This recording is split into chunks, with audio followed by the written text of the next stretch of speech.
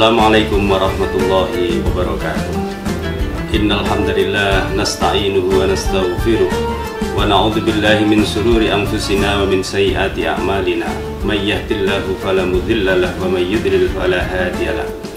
Allahumma salli wa sallim wa barik ala sayyidina Muhammadin wa ala alihi wa ashabihi ajmain. Amma ba'du. Ada seorang waliullah, kekasih Allah, berjenis kelamin perempuan, namanya Rabi'ah al-Adawiyah. Hidup pada zaman itu juga seorang ulama besar sekali Rabi'ah al-Adawiyah, yaitu Imam Hasan al-Basri dari kota Basrah. Setelah Rabi'ah al-Adawiyah ini ditinggal wafat oleh suaminya, banyak laki-laki yang ingin meminang beliau menjadi istrinya, termasuk Imam Hasan al-Basri. Sehingga suatu hari Imam Hasan al-Basri ini datang ke rumah Rabi'ah al-Adawiyah dan meminangnya. Lalu apa jawaban Rabi'ah al-Adawiyah mendapatkan pinangan ini? Wahai Imam Hasan al-Basri, saya siap menjadi istri engkau kalau engkau mampu menjawab pertanyaan-pertanyaan saya. Pertanyaan saya yang pertama adalah, apakah nanti saya akan mati dalam keadaan husnul khotimah dengan membawa iman dan Islam atau tidak? Yang kedua, apakah ketika nanti saya sudah masuk ke dalam liang lahat dan ditanya oleh malaikat Munkar dan Nakir, apakah saya akan bisa menjawab pertanyaan malaikat Munkar dan Nakir atau tidak? Kemudian yang ketiga, nanti di akhirat semua orang akan menerima buku catatan amal. Ada yang menerima dengan catatan amal itu dengan tangan kanan, dan ada yang menerima dengan tangan kiri. Apakah saya menerima dengan tangan kanan atau dengan tangan kiri? Dan yang terakhir, wahai imam, apakah saya nanti akan masuk surga atau masuk neraka? Ternyata pertanyaan empat ini tidak mampu dijawab oleh Imam Hasan al-Basri, karena memang itu adalah hal-hal yang gaib. Lalu Rabi'ah al-Adawiyah menambahkan dua pertanyaan tambahan. Wahai imam, seorang laki-laki itu diberi akal berapa dan nafsu berapa, dan perempuan itu juga dikasih nafsu berapa dan akal berapa? Dengan cepat Imam Hasan al-Basri menjawab, laki-laki diberi akal 9 dan nafsu cuma 1, sementara perempuan nafsunya 9 dan akalnya cuma 1. Ini pun kemudian dibantah, dijawab oleh Rabi'ah al-Adawiyah, wahai imam, Anda mempunyai akal 9 dan nafsu cuma 1, tapi Anda tidak bisa mengendalikan nafsu Anda. Sementara saya yang nafsu saya 9 dan akal saya cuma 1, saya bisa mengendalikan nafsu saya. Akhirnya Imam Hasan al-Basri kemudian pun berpamitan untuk pulang dan tidak jadi menikah. Ma'asyiral muslimin rahimakumullah. Pertanyaan-pertanyaan yang disampaikan oleh Rabi'ah al-Adawiyah ini pun seharusnya kita pertanyakan pada diri kita masing-masing. Apakah nanti kita akan mati membawa iman dan Islam sehingga kita dikatakan husnul khotimah atau tidak? Apakah nanti ketika kita di dalam kubur bisa menjawab pertanyaan malaikat Munkar dan Nakir atau tidak? Apakah nanti di akhirat kita akan menerima buku catatan amal itu dengan tangan kanan atau justru tangan kiri? Dan yang terakhir, apakah nanti kita juga akan masuk surga atau tidak? Yang pertama, mari kita bahas satu-satu. Apakah nanti kita akan mati dalam keadaan husnul khotimah membawa iman atau tidak? Rasulullah Shallallahu Alaihi Wasallam bersabda dalam sebuah hadis qudsi, matal mar'u ala ma asa alaihi. Manusia itu akan mati menurut kebiasaan apa yang dia lakukan sehari-hari. Kalau sehari-harinya dia rajin ibadah, baca dzikir, sholat, baca Quran, insya Allah nanti matinya dalam keadaan yang beribadah seperti itu. Tapi kalau sebaliknya dia melakukan maksiat lebih banyak, maka matinya juga akan dalam keadaan berbuat maksiat. Jadi jawabannya bagaimana supaya kita mati dalam keadaan husnul khotimah?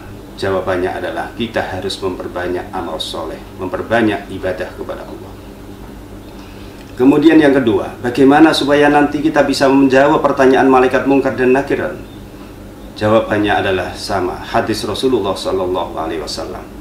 Rasulullah Sallallahu Alaihi Wasallam bersabda, idza mata ibnu adama inqata'a anhu amaluhu illa min salasin, shadaqatin jariyatin au ilmin yuntafa'u bih aw waladin sholihin yaqula. Ketika seseorang itu meninggal dunia, maka terputuslah semua amal ibadahnya kecuali 3. Yang pertama adalah sedekah jariyah, yang kedua ilmu yang bermanfaat, dan yang ketiga adalah anak yang soleh. Dari hadis ini maka kita temukan jawaban bagaimana supaya kita bisa menjawab pertanyaan malaikat mungkar dan nakir. Caranya ada 3 ini. Kita memperbanyak sedekah jariyah, karena sedekah jariyah inilah yang sekarang diidam-idamkan oleh orang yang sudah meninggal. Di dalam kubur dia ingin dihidupkan lagi. Apakah dia ingin ibadah haji, puasa, baca Quran, baca zikir? Tidak, tapi yang diinginkan adalah satu, ingin memperbanyak sedekah seandainya dia dihidupkan lagi. Rabbi laula akhartani ila ajalin qarib fa as-saddaqah. Kemudian yang kedua, ilmu yang bermanfaat. Kita yang hari ini berprofesi sebagai guru, sebagai dosen, mari kita lanjutkan terus sehingga ilmu-ilmu yang kita sampaikan kepada anak didik kita menjadi ilmu yang manfaat, sehingga itu nanti akan bisa menolong kita ketika menjawab pertanyaan kita. Dan yang ketiga adalah mari kita jadikan putra-putri kita menjadi putra-putri yang soleh dan solihah, tentunya dengan mengajarkan berbagai macam ilmu, khususnya ilmu agama.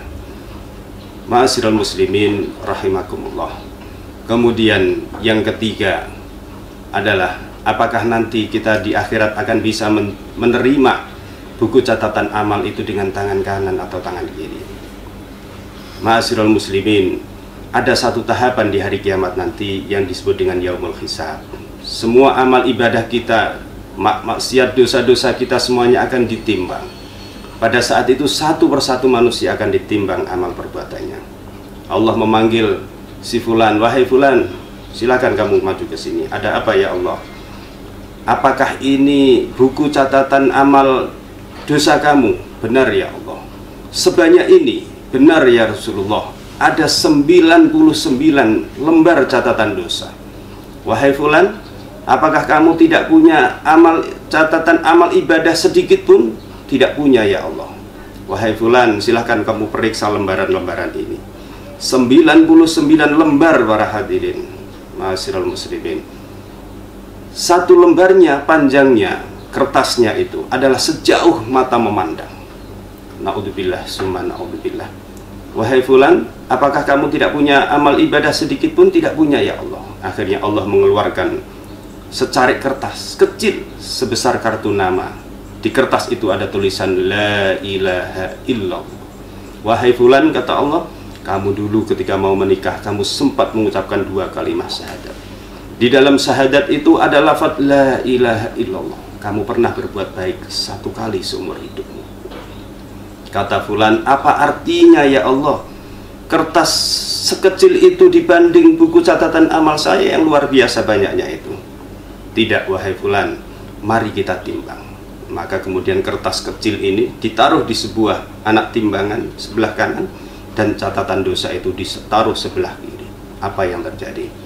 Buku catatan dosa itu melesat ke atas, sementara kertas kecil yang bertuliskan La ilaha illallah ini melesat ke bawah. Ini menandakan bahwa lafaz La ilaha illallah itu bisa memberatkan timbangan atau mizan kita nanti di akhirat. Maka dari itu para ma'asyiral muslimin, marilah kita memperbanyak berzikir kepada Allah, khususnya lafaz La ilaha illallah itu adalah zikir yang paling tinggi, yang paling besar pahalanya.